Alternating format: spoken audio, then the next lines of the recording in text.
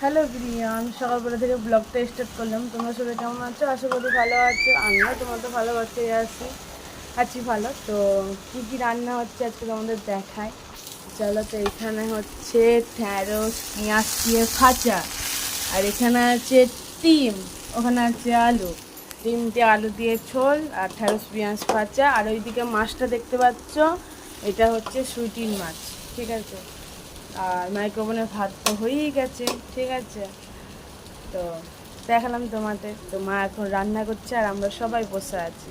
আমি আছি, আমার দিদি আছে, আমরা সবাই বসে আছি। আর বাবা একটু বেরালো, কাজ আছে সেজন্য একটু বেরালো। তো এখন আমি বসে আছি, মায়ের রান্না দেখছি।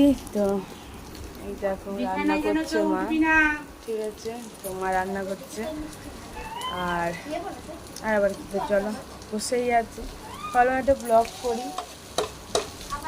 চলো, এটা কোনো ব্লগ করলাম, বেশি বড় ব্লগটা করলাম না। তোমরা সবাই ভালো থেকো, সুস্থ থেকো। তো সবাইকে টাটা, তোমরা সবাই খুব ভালো থেকো, সুস্থ থেকো। Tata, bye bye, love you.